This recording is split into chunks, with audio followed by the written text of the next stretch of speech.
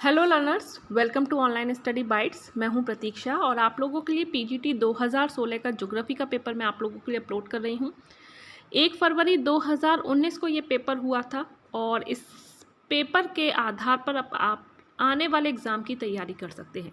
ये पेपर जो है इसमें PYQs हैं, यानी कि जो 2016 का पेपर था उसके क्वेश्चन हैं और ये व्याख्या सहित हल प्रश्न पत्र है, तो इसकी व्याख्या से आपको बहुत हेल्प मिलेगी।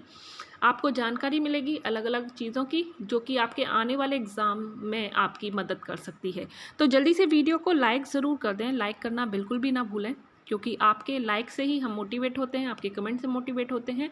और अगर नए हैं तो प्लीज़ चैनल को सब्सक्राइब करके बेल आइकन पर प्रेस करना ना भूलें, जिससे कि मैं और भी वीडियोस ऑलरेडी अपलोड किए हैं और आगे भी करती रहूँगी और उनका जो नोटिफिकेशन है आप लोगों तक पहुँचता रहे। तो फर्स्ट क्वेश्चन से स्टार्ट कर रहे हैं। पीजीटी प्रवक्ता परीक्षा 2016 का ज्योग्राफी का पहला प्रश्न। टोटल 125 प्रश्न होते हैं आपके पेपर में और आपको 125 प्रश्न सॉल्व करने हैं, क्योंकि नेगेटिव मार्किंग नहीं होती है। प्रश्न आपको दोनों ही भाषा में मिलेंगे, लेकिन ये जो प्रश्न पत्र है ये हिंदी भाषा का है, तो आपको हिंदी भाषा में ही अभी ये प्रश्न देखने को मिल रहा है। तो चलिए स्टार्ट करते हैं, पहले प्रश्न पर चलते हैं। तो जल्दी से वीडियो को लाइक कर दें। अगर आप CTET, UPTET, Super TET, KBS, APS की तैयारी कर रहे हैं तो आप अनअकैडमी के प्लस के साथ जुड़ सकते हैं, जहां पर complete syllabus, unlimited practice test, unlimited PDF notes, regular doubt clearing session, learn from your favourite educators, complete exam preparation, pre test series, weekly free mock test, ये सारी चीज़ें आपको प्लस पर मिलती हैं। और बिग न्यूज़ है, 80% प्राइस ड्रॉप हुआ है। अगर आप CTET, UPTET, state TET, REET की तैयारी कर रहे हैं तो आप इस सब्सक्रिप्शन प्लान के साथ जुड़ सकते हैं, जो कि 2 ड्यूरेशंस में बटा है, 6 महीने और 12 महीने। 6 मंथ्स का न्यू प्राइस 699 और 12 मंथ्स का 899, और इसमें भी आपको 10% का डिस्काउंट मिलता है अगर आप रेफरल कोड यूज़ करते हैं। रेफरल कोड है प्रतीक्षा TET, PRATIKSHATET। DSSV, super TET, KBS, NBS, APS की तैयारी कर रहे हैं तो उसका सब्सक्रिप्शन प्लान ये अलग से है। आपको स्क्रीन पर प्राइस शो हो रहे हैं विद ड्यूरेशन। इसमें भी 10% का डिस्काउंट आपको मिलेगा रेफरल कोड यूज़ करने के बाद। समर्पण, एक complete batch course, CTET paper 1 और पेपर 2। तो ये समर्पण आप लोगों के समर्पण के लिए, और ये कंप्लीट बैच है जिसमें आपको सीटेट पेपर 1 और पेपर 2 की तैयारी करवाई जाएगी, जो कि 2 जुलाई से स्टार्ट हो रहा है। तो आप रेफरल कोड यूज़ करके इसमें 10% का डिस्काउंट और पा सकते हैं इन सब्सक्रिप्शन में। इसके अलावा आप मेरी फ्री लाइव क्लास देख सकते हैं अनलॉक करके। अनलॉक कोड भी प्रतीक्षा टेट ही है, तो आप मेरा कोड यूज़ करके किसी भी मेरी लाइव क्लास को अनलॉक कर सकते हैं, टेस्ट को और क्विज़ेस को अनलॉक कर सकते हैं। तो डिस्क्रिप्शन में लिंक दिया है, कोर्सेज़ का लिंक दिया है, रेफरल कोड दिया है और मेरी लाइव क्लासेस का भी लिंक दिया है। तो उसको ज्वाइन करके आप मेरी फ्री लाइव क्लास ज्वाइन कीजिए, कोर्स के लिए एनरोल कीजिए, और किसी भी प्लस का सब्सक्रिप्शन ले रहे हैं तो उसमें रेफरल कोड प्रतीक्षा टेट लिखना मत भूलिए। Thank you. तो फर्स्ट क्वेश्चन है, निम्नलिखित कथनों की जांच कीजिए और नीचे दिए गए कोड का इस्तेमाल करके सही उत्तर का चयन कीजिए। तो यहाँ पर आपको 4 कथन दिए हुए हैं। 4 में से पहला कथन आप इसको स्क्रीन पर दिया हुआ है, सूर्य की सतह पर मौजूद काले धब्बों को सन स्पॉट कहा जाता है। दूसरा है, सन स्पॉट अंधेरे क्षेत्रों के रूप में दिखाई देते हैं क्योंकि वे अपने आसपास के वर्णमंडल से लगभग 1500 डिग्री सेल्सियस ठंडे होते हैं। 3 है, एक अकेला सन स्पॉट कुछ दिनों से कुछ महीनों तक रह सकता है। और डी है, दिखाई देने वाले सन स्पॉटों की संख्या 11 साल के चक्र में घटती बढ़ती है। तो यहाँ पर ये जो पहला क्वेश्चन है इसमें 4 पॉइंट दिए हुए हैं, नीचे देख सकते हैं आप कोड दिया हुआ है कि कौन कौन से जो कथन है वो आपको सही लग रहे हैं। 1, 2 और 3 सही है, 2, 3, 4 सही है, 1, 3, 4 सही है, 1, 2, 3 और 4 सही है। तो इसका जो सही आंसर है वो है ऑप्शन डी, यानी कि 1, 2, 3 और 4, यानी कि सारे ही जो कथन हैं वो सही हैं, पहला, दूसरा, तीसरा, चौथा। तो थोड़ी सी व्याख्या पढ़ लेते हैं जिससे कि आपको समझ में आ जाएगा क्यों सही है। सूर्य की सतह पर मौजूद काले धब्बों को सन स्पॉट कहा जाता है। सन स्पॉट अंधेरे क्षेत्रों के रूप में दिखाई देते हैं क्योंकि वे अपने आसपास के वायुमंडल से लगभग 1500 डिग्री सेल्सियस ठंडे होते हैं। एक अकेला सन स्पॉट कुछ दिनों से कुछ महीनों तक रह सकता है। दिखाई देने वाले सन स्पॉटों की संख्या 11 साल के चक्र में घटती बढ़ती है। सूर्य अत्यधिक गर्म गैस का पिंड है जिसके पृष्ठ का तापमान 6000 डिग्री सेल्सियस है। सूर्य के तल से ऊष्मा निरंतर लघु तरंगों के रूप में विकिरित होती रहती है। सूर्य से विकसित होने वाले इस ताप को सूर्यताप कहते हैं। नेक्स्ट क्वेश्चन की ओर बढ़ते हैं। यूरिया अमोनिया उत्पादक संयंत्र आधारित है ताप ऊर्जा पर, जल विद्युत ऊर्जा पर, पवन ऊर्जा पर या गैस ऊर्जा पर? और इसका सही आंसर है ऑप्शन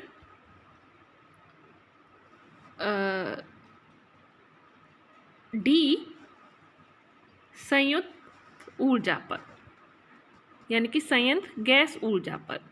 यूरिया अमोनिया उत्पादक संयंत्र गैस ऊर्जा पर आधारित है और इसकी स्थापना 4 मई 1980 में की गई। इसका मुख्यालय कहाँ पर है? नोएडा है। इसका पूरा नाम कृषक भारतीय कोऑपरेटिव लिमिटेड यानी कि कृभको है। चलिए नेक्स्ट क्वेश्चन है, यह किसका कथन है? मुझे पदार्थ दो और मैं इसकी पूरी दुनिया का निर्माण कर दूंगा। चैम्बरलिन, जेम्स और जेफरी, इमैनुअल कांट या लाप्लास? यह किसका कथन है? तो आप सोच सकते हैं मेरे आंसर देने से पहले कि क्या आप आंसर होता अगर आप इस एग्ज़ाम को दे रहे होते, और इसी तरह के क्वेश्चन आपको आने वाले एग्ज़ाम में मिलने वाले हैं।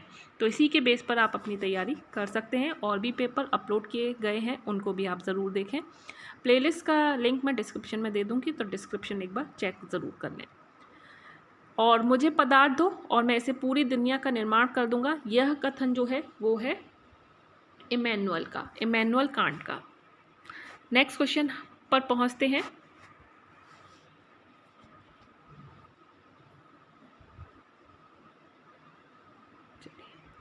नेक्स्ट क्वेश्चन है, निम्नलिखित में से कौन पृथ्वी का प्रमुख तत्व है? एल्यूमिनियम, लोहा, ऑक्सीजन या सिलिकॉन?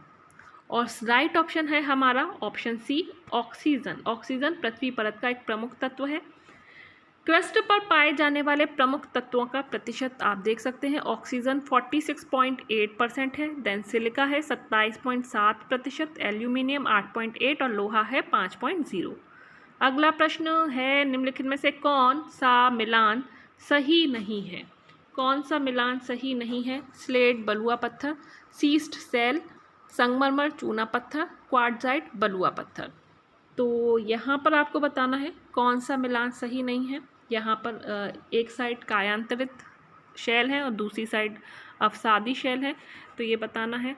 तो ऑप्शन ए जो है वो सही नहीं है, क्योंकि जो स्लेट है वो सिस्ट चट्टान का रूपांतरण होता है, बलुआ पत्थर का रूपांतरण क्वार्ट्जाइट होता है। तो ऑप्शन ए जो है वो सही नहीं होगा यहाँ पर। स्लेट, सीस्ट, संगमरमर, क्वार्ट्जाइट, नीस आदि रूपांतरित या कायांतरित शैल के उदाहरण हैं। नेक्स्ट क्वेश्चन, निम्नलिखित में से कौन सा कोयला खनन करने में मुश्किल है? एंथ्रेसाइट, बिटुमिनस, लिग्नाइट या पीट? और option A is right option. कोयला को काले सोने की उपमा दी जाती है। भारत में निम्नलिखित 4 प्रकार का कोयला पाया जाता है: एंथ्रेसाइट, बिटुमिनस, लिग्नाइट और पीट। एंथ्रेसाइट कोयले के खनन में मुश्किल होती है क्योंकि यह अत्यंत भुरभुरा होता है और यह सबसे उत्तम किस्म का कोयला होता है, इसीलिए एंथ्रेसाइट इसका सही आंसर है। इसमें कार्बन की मात्रा 80 से 95% होती है। एंथ्रेसाइट कोयला जलते समय धुआं नहीं देता और ताप सबसे अधिक देता है। अगला प्रश्न है, निम्नलिखित ग्रहों में से किस पर सबसे छोटा दिन होता है? पृथ्वी, मंगल, बुध या शुक्र? और राइट ऑप्शन क्या होगा इसका? पृथ्वी। उपयुक्त ग्रहों में पृथ्वी पर सबसे छोटा दिन होता है। पृथ्वी का अपना एक विशिष्ट आकार है जिसे जियोट कहते हैं।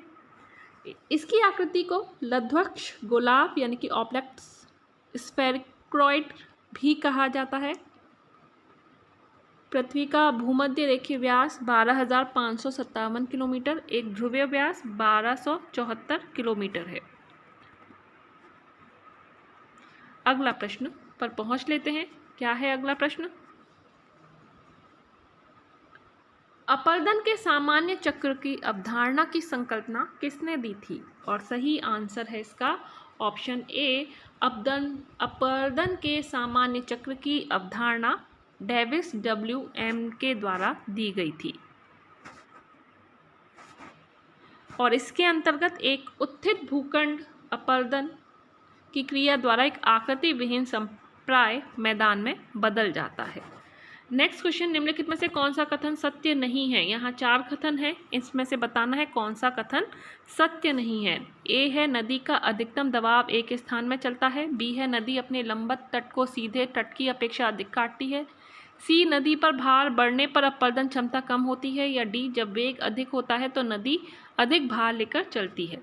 और राइट ऑप्शन है इसका ऑप्शन सी, नदी पर भार बढ़ने पर अपरदन की क्षमता जो है वो कम हो जाती है। ये कथन सत्य नहीं है बताना था। ठीक है, तो गिलबर्ट महोदय ने नदी के वेग तथा नदी की परिवहन शक्ति के बीच संबंध के आधार पर एक सिद्धांत का प्रतिपादन किया है, जिसे गिलबर्ट की छठी शक्ति का सिद्धांत कहते हैं। इस सिद्धांत के अनुसार यदि नदी के वेग को दुगना कर दिया जाए तो नदी की परिवहन शक्ति जो है वो 64 गुनी अधिक हो जाएगी। ऑप्शन सी जो है वो गलत है, क्योंकि नदी का भार बढ़ने पर अपरदन क्षमता कम होती है, ये सही नहीं है। चलिए नेक्स्ट क्वेश्चन, विश्व में सबसे अधिक संख्या में झीलें कहाँ पाई जाती हैं? कैनेडियन शील्ड, पूर्वी अफ्रीका क्षेत्र, स्कैंडिनेविया क्षेत्र या साइबेरिया क्षेत्र? और सर्वाधिक जो झीलें हैं वो स्कैंडिनेवियाई क्षेत्र में पाई जाती हैं। स्कैंडिनेवियाई क्षेत्र में स्थित फिनलैंड, जो देशों को झीलों का देश कहा जाता है, ये यहीं पर है। और फिनलैंड की जो राजधानी है वो हेलसिंकी है। तो झीलों का देश आपने सुना होगा, बस क्वेश्चन को थोड़ा घुमा दिया है। तो अब आप आगे ध्यान रखेंगे। निम्नलिखित में से कौन एक नदी के कार्य से संबंधित नहीं है? नदी विसर्प, प्राकृतिक बांध, संदूर या याजू? और यहाँ पर जो सही आंसर है वो है संदूर। नदी के दोनों किनारों पर बाढ़ के समय मिट्टियों के जवाब द्वारा लंबे कम ऊंचाई के कारकों का निर्माण हो जाता है, जिसे क्या कहते हैं? प्राकृतिक तटबंध कहा जाता है। और संदूर जो है वो नदी के कार्य से संबंधित नहीं है, बाकी नदी विसर्प, यांजू और प्राकृतिक बांध नदी से संबंधित है। नेक्स्ट, निम्नलिखित कथनों की जांच कीजिए और नीचे लिखे कोड का उपयोग कर सही उत्तर का चयन करना है। 4 कथन यहाँ पर आपको दिए हुए हैं। लॉयस एक जर्मन शब्द है जो राइन घाटी के बारीक दानेदार मिट्टी के लिए उपयोग किया जाता है। दूसरा कथन है लॉयस सिंचाई वाले क्षेत्रों में बहुत उपजाऊ मिट्टी है। तीसरा है लॉयस का सबसे बड़ा जमाव हुआंग हो घाटी में पाया जाता है। और डी है लॉयस मिसिसिपी घाटी, पैटागोनिया और न्यूजीलैंड में पाई जाती है। तो इसका जो कोड है यहाँ दूसरे पेज पर है, तो यहाँ पर आपको देखना है कौन कौन से हमने 4 कथन अभी पढ़े थे, वो उनमें से आपको बताना है कि कौन से 4 कथन जो हैं वो सही हैं। 1, 2 और 3 सही है, 1, 3 और 4 सही है, 2, 3 और 4 सही है, या 1, 2, 3, 4 सही है। तो वीडियो को आप थोड़ा सा रिवाइंड कर सकते हैं और पॉज करके फिर से पढ़ सकते हैं। तो यहाँ पर ऑप्शन दिए हुए हैं और आपको बताना है कौन सा ऑप्शन सही है। चलिए, और जो 4 कथन दिए हैं चारों ही सही हैं, तो यहाँ पर ये अच्छी बात है कि चारों पॉइंट सही हैं, तो आपको ज़्यादा बार बार रिवाइंड करने की ज़रूरत भी नहीं है। लॉयस एक जर्मन शब्द है, बिल्कुल सही, जो राइन घाटी के बारीक दानेदार मिट्टी के लिए उपयोग किया जाता है। लॉयस सिंचाई वाले क्षेत्रों में बहुत उपजाऊ मिट्टी है। लॉयस का सबसे बड़ा जमाव हुआंग घाटी में पाया जाता है। लॉयस मिसिसिपी घाटी, पैटागोनिया और न्यूजीलैंड में पाई जाती है। लॉयस का जमाव वायु के निक्षेपण द्वारा चीन में पाया जाता है। नेक्स्ट क्वेश्चन, निम्नलिखित में से कौन सा कथन सत्य नहीं है? तो नहीं वाले क्वेश्चन भी आपके बहुत मिलने वाले हैं, तो नहीं पर अगर एक बार क्वेश्चन को आप ज़रूर 1-2 बार पढ़ें। तो नहीं जो है उस पर बहुत ध्यान देना है। कभी कभी नहीं जो है हमारी आँखों से ओझल हो जाता है, यानी कि छूट जाता है, हम देख नहीं पाते और हमारे प्रश्न का उत्तर गलत हो जाता है। ऑप्शन ए है पृथ्वी का अधिकांश भाग मेंटल है। पृथ्वी की परत सियाल से बनी है। सागर तल सीमा से बना है। सीमा सियाल के ऊपर तैरता है। राइट ऑप्शन है डी है, सियाल जो है सीमा के ऊपर तैरता है। ये गलत है, बल्कि सीमा जो है सियाल के ऊपर तैरता है, ये गलत है, बल्कि सियाल जो है सीमा के ऊपर तैरता है, ये सही है। स्वेश महोदय ने पृथ्वी की आंतरिक संरचना को 3 संकेंद्रीय परतों में विभाजित किया है, जो निम्न है। पहला सियाल, सीमा और नीके, इसीलिए सीमा के ऊपर सियाल है, ठीक है, और नीचे का पार्ट निके है।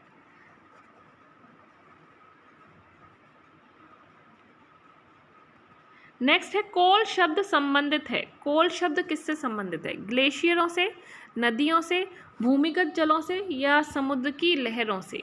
कोल जो संबंध है वो ग्लेशियरों से, यानी कि ऑप्शन जो ए है वो सही है, ग्लेशियरों से संबंधित है। जब पहाड़ के दोनों ओर सर्क विकसित होकर मिल जाते हैं तो एक गड्ढा बन जाता है और इस तरह मार्ग को कोल या हिमानी दर्रा कहते हैं। हिमानी यानी कि ग्लेशियर, आल्प्स पर्वत में हिमानी द्वारा निर्मित अनेक कोल मिलते हैं। निम्नलिखित कथनों का परीक्षण कीजिए और नीचे दिए गए कोड का उपयोग करके सही उत्तर का चयन कीजिए। तो पहला और दूसरा 2 कथन दिए गए हैं, फिर नीचे कोड है। तो पहला कथन है, बहता हुआ जल अपरदन का अब तक का सबसे महत्वपूर्ण कारण रहा है। और दूसरा है, अपरदन के अन्य कारक जैसे ग्लेशियर, पवन और भूमिगत जल स्थानीय रूप से प्रभावी होते हैं। तो ए बी सी डी केवल एक सही है, केवल 2 सही है, 1 और 2 दोनों सही है, या 1 और 2 दोनों सही नहीं है। और सही आंसर है ऑप्शन सी, बहता हुआ जल अपरदन का अब तक का सबसे महत्वपूर्ण कारण रहा है। 1 और 2 दोनों सही हैं। जल के अपरदन के द्वारा निम्नलिखित स्थलाकृतियों का निर्माण होता है। स्थलाकृतियों का निर्माण होता है जैसे बियाका की घाटी, गॉल्स, कैनियन, जलप्रपात, जलगर्तिका, नदी वेदिका, नदी विसर्प और पेनी प्लेन। नेक्स्ट क्वेश्चन, उष्णकटिबंधीय चक्रवातों की उत्पत्ति के लिए आदर्श स्थितियां पाई जाती हैं। ए भूमध्य रेखीय महासागर में, बी उष्णकटिबंधीय महासागर के पश्चिमी तटों पर, सी उष्णकटिबंधीय महासागरों के पूर्वी तटों पर, या डी शांत पवन पेटी में। तो राइट ऑप्शन है इसका बी, उष्णकटिबंधीय चक्रवात की उत्पत्ति के लिए आदर्श जो स्थितियां हैं उष्णकटिबंधीय महासागरों के पश्चिमी तटों पर पाई जाती हैं, ना कि पूर्वी तटों पर। इसीलिए ऑप्शन 20 का सही होगा। उष्णकटिबंधीय चक्रवात सागरों के ऊपर तेज चलते हैं, परंतु स्थलों पर पहुंचते क्षीण हो जाते हैं और आंतरिक भागों में पहुंचने के पहले ही समाप्त हो जाते हैं। यही कारण है कि ये महाद्वीप के केवल तटीय भागों को ही अधिक प्रभावित कर पाते हैं। अगला प्रश्न है, निम्नलिखित में से कौन सा देश भूमिबद्ध यानी कि भूभाग से घिरा है? चारों तरफ लैंड लॉक्ड कहते हैं ना, लैंड लॉक्ड। तो ये बताना है कौन सा देश लैंड लॉक्ड है। बुल्गारिया, जॉर्जिया, हंगरी या रोमानिया?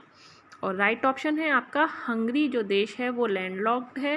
हंगरी देश के से Slovakia, Australia, Slovenia, Croatia, Serbia, Romania और यूक्रेन देश की सीमा स्पर्श करती हैं। नेक्स्ट क्वेश्चन, यदि भूमध्य रेखा पर सौर ऊर्जा 100% है तो ध्रुवों में यह होगा।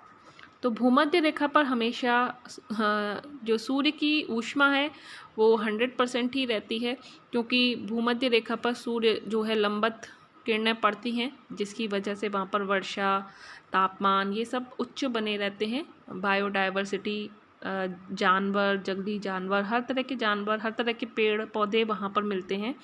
तो ध्रुवों पर यह होगा। और ध्रुवों की ओर जब हम जाते हैं भूमध्य रेखा से ऊपर नीचे किसी भी ध्रुव की ओर, तो जो सूर्य की किरणें हैं वो तिरछी होती चली जाती हैं और बिल्कुल जब ध्रुवों पर पहुंच जाएंगे तो वहां तक तो पहुंच ही नहीं पाती। तो यहाँ ध्रुवों तक क्या होगा ये बताना है। 40%, 43%, 20% या 42%।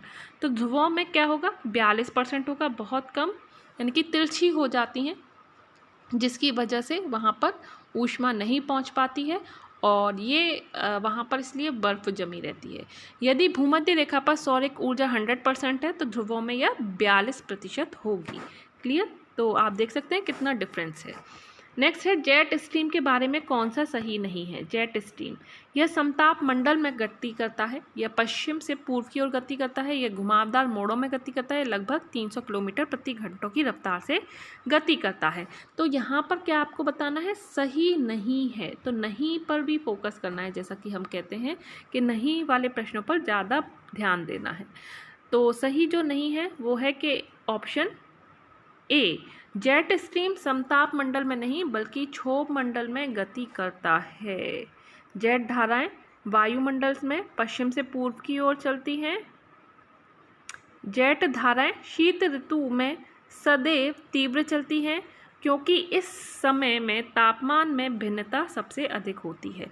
तो मौसम से संबंधित जो भी चीज़ें होती हैं वो किस में होती हैं, क्षोभ मंडल में होती हैं। ये जेट स्ट्रीम है, जेट वायुयान नहीं है, तो इसीलिए समताप मंडल नहीं होगा, क्षोभ मंडल होगा। क्लियर। तो यहाँ पर कुछ कंफ्यूजन हो सकता था। नेक्स्ट हमारा, पृथ्वी पर अधिकतम तापमान इनमें से किसके आसपास दर्ज किया गया है। भूमध्य रेखा, कर्क रेखा, मकर रेखा, अंतः उष्णकटिबंधीय अभिसरण क्षेत्र। और सही आंसर है कर्क रेखा। तो अधिकतम तापमान जो है वो कर्क रेखा के आसपास दर्ज किया गया है। कर्क रेखा के आसपास उच्च वायुदाब पाया जाता है, लेकिन यहाँ ग्लोब का उच्चतम तापमान अंकित किया जाता है। स्पष्ट है कि पेटी का उच्च दाब तापमान से संबंधित न होकर पृथ्वी की दैनिक गति और वायु के अवतलन से संबंधित है। इसीलिए कर्क रेखा का जो तापमान है वो गर्म रहता है, और कर्क रेखा के जो आसपास के जो शहर हैं या राज्य हैं जहाँ से कर्क रेखा जाती है वो भी गर्म ही रहते हैं। तो ऑप्शन बी सही आंसर है। चलिए नेक्स्ट क्वेश्चन की ओर बढ़ते हैं। निम्नलिखित में से किसे ग्रही पवनों के लिए एक अवरोध माना गया है। अश्व अक्षांश, मानसून पवने, गरजता चालीसा या चीखता साटा। किसे ग्रही पवनों के लिए एक अवरोध माना गया है, तो मानसून पवने है। मानसून पवनें ग्रहीय पवनों के लिए अवरोध मानी गई हैं। सामान्य रूप में मानसून हवाएं धरातल का संवहनीय क्रम ही है, जिनका आविर्भाव स्थल तथा जल के विरोधी स्वभाव के कारण तथा तापीय विभिन्नता के कारण होता है।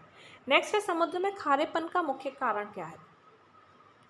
भूमि, समुद्री जीवन, उल्कापिंड या ज्वालामुखी। खारापन, तो खारापन है भूमि। समुद्र में खारेपन का मुख्य कारण भूमि है।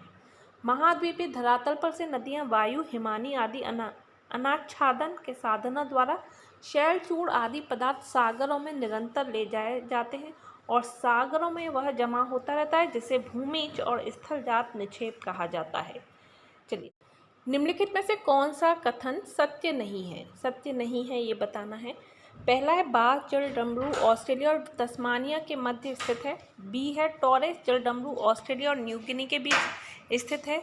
सी है, कुक जलडमरू मध्य न्यूजीलैंड के 2 प्रमुख द्वीपों को अलग करता है। और डी है, ग्रेट बैरियर द्वीप न्यूजीलैंड के पश्चिम में स्थित है। तो कौन सा सत्य नहीं है, तो ऑप्शन डी जो है वो सत्य नहीं है, क्योंकि जो ग्रेट बैरियर द्वीप है वो न्यूजीलैंड में नहीं, ऑस्ट्रेलिया के उत्तर पूर्व में स्थित है, या फिर कह सकते हैं ऑस्ट्रेलिया के पूर्व में स्थित है। क्लियर, ना कि न्यूजीलैंड के पश्चिम में। यह विश्व की सबसे बड़ी अवरोधक प्रवाल भित्ति का उदाहरण है, जिसकी लंबाई 2000 किलोमीटर, चौड़ाई 16 से 144 किलोमीटर पाई जाती है। ऑप्शन डी इसका सही आंसर है, लेकिन यहाँ पर व्याख्या में गड़बड़ की है, तो व्याख्या पे ध्यान न दें। नेक्स्ट क्वेश्चन है, निम्नलिखित पारिस्थितिक तंत्रों में से सबसे ज़्यादा प्राथमिक उत्पादन किसका है। शैवाल तल और भित्तियों का, महाद्वीपीय मग्न तटों का, खुले महासागरों का, या ज्वारीय नदी मुख का। और राइट ऑप्शन है ए, प्राथमिक उत्पादन पूछा है, तो ये शैवाल तल और भित्तियों का है प्राथमिक। प्रवाल के विकास के लिए 18 डिग्री सेल्सियस से 21 डिग्री सेल्सियस तापमान आवश्यक है। प्रवाल की उत्पत्ति तथा विकास के लिए उथला सागर आवश्यक है। प्रवाल 60 से 100 मीटर की गहराई वाले जल में जीवित नहीं रह सकते हैं। नेक्स्ट है, निम्नलिखित समुद्री स्तनधारियों में से कौन सा जीव शाकाहारी है। समुद्री गाय, सील मछली, समुद्री शेर या दरियाई घोड़ा। तो शाकाहारी है समुद्री गाय। समुद्री गाय जो है वो शाकाहारी है। चलिए अगले प्रश्न पर पहुंचते हैं, और हम इस वीडियो में, इस क्लास में सिर्फ 30 क्वेश्चन करेंगे, बाकी के 30 नेक्स्ट वीडियो में, क्योंकि काफ़ी सारे क्वेश्चंस हैं, एक वीडियो में पॉसिबल नहीं है, काफ़ी लंबा वीडियो हो जाएगा, तो इसको हमने बांट दिया है। आज आप इन 30 क्वेश्चन से पढ़िए, कल हम फिर से 30 क्वेश्चन लेकर आएंगे। तो नेक्स्ट क्वेश्चन है, निम्नलिखित में से कौन सा कथन सत्य नहीं है? ABCD 4 ऑप्शन दिए हैं। ऑप्शंस आपकी स्क्रीन पर शो हो रहे हैं, आप पढ़ें। महासागरों में घुले हुए नमक को लवणता कहा जाता है। महासागरों की औसत लवणता 35/1000 होती है। भूमध्य रेखा के आसपास उच्चतम लवणता पाई जाती है। आर्कटिक महासागर में सबसे कम लवणता पाई जाती है। और राइट ऑप्शन है इसका ऑप्शन सी, भूमध्य रेखा के आसपास लवणता कम पाई जाती है। तो ये सत्य नहीं है, जो ऑप्शन सी है वो सत्य नहीं है, क्योंकि लवणता कम पाई जाती है। क्लियर? क्योंकि भूमध्य रेखा पर वर्षा की मात्रा सर्वाधिक होती है, जिस स्थान पर वर्षा की मात्रा अधिक होगी वहां लवणता कम होगी। चलिए नेक्स्ट क्वेश्चन, जर्मनी में हिंगवर सर्क्यू को कहा जाता है? हिमटोपिया, नुनातक, हिमश्रिक या कार? ऑप्शन डी, जर्मनी में सर्क को कार कहा जाता है। सर्क को कार कहा जाता है। सर्क हिमनद की घाटी के शीर्ष भाग पर एक अर्धवृत्ताकार या कटोरे के आकार का विशाल गहरा गर्त होता है, जिसका पार्श्व या किनारा खड़े ढाल वाला होता है। सर्क। नेक्स्ट क्वेश्चन, भारत की निम्नलिखित फसलों पर विचार कीजिए। चना, गेहूं और बाजरा कौन से वर्षा सिंचित फसलें हैं? तो वर्षा की ज़रूरत किनको होती है, यानी कि पानी की ज़रूरत किनको ज़्यादा होती है वर्षा सिंचित? केवल 1 और 2, केवल 2, केवल 3 या केवल 1, 2, 3? और यहाँ पर सही आंसर ऑप्शन केवल 3 है, यानी कि बाजरा। चना और गेहूँ जो है ये किसकी फसल है? ये रबी की फसल है, रबी की फसल। तो और ये जो बाजरा है ये खरीफ की फसल है। तो इसीलिए ऑप्शन सी जो होगा वो सही होगा। नेक्स्ट है, निम्नलिखित में से कौन सा देश यूरेनियम का सबसे बड़ा उत्पादक है? ऑस्ट्रेलिया, कजाकिस्तान, कनाडा या नाइजर? और यूरेनियम के लिए है कजाकिस्तान, यूरेनियम का सबसे बड़ा उत्पादक देश है। यूरेनियम उत्पादक प्रमुख देशों के निम्न नाम नीचे लिखे हैं, जैसे कजाकिस्तान नंबर 1 पे आता है, फिर Canada, Australia, niger and Russia. Next question, निम्नलिखित देशों में कौन सा पेट्रोलियम के भंडारण में समृद्ध नहीं है? अल्जीरिया, मिस्र, लीबिया या मोरक्को? पेट्रोलियम के भंडारण में जो समृद्ध नहीं है वो है मिस्र, क्योंकि मिस्र भूमध्य सागर और लाल सागर के तट पर अवस्थित देश है और खनिज संसाधन भंडार की दृष्टि से महत्वपूर्ण नहीं, बल्कि यह अफ्रीका का विकसित कृषि देश है। नील नदी क्षेत्र में सिंचाई से साधनों का विकास होने के कारण यहाँ चावल और कपास का सर्वाधिक उत्पादन होता है। और चावल और कपास भी पानी वाली सिंचित, जल सिंचित कृषि धान है, और ये भी जायद की फसल है। ऑप्शन इसका बी होगा। तो इसी के साथ ये वीडियो यहीं पर एंड करते हैं। उम्मीद करती हूँ आपको प्रश्न पसंद आए हों, व्याख्या पसंद आई हो, और आपको इनसे आगे आने वाले आपके एग्ज़ाम के लिए हेल्प मिले। तो प्लीज़ वीडियो को लाइक ज़रूर करें। वीडियो कैसा लगे कमेंट करके बताएं। नेक्स्ट वीडियो हम जल्दी अपलोड करूँगी। बाकी के 30 क्वेश्चन अभी के लिए इतना ही। Bye bye, take care and thanks for watching.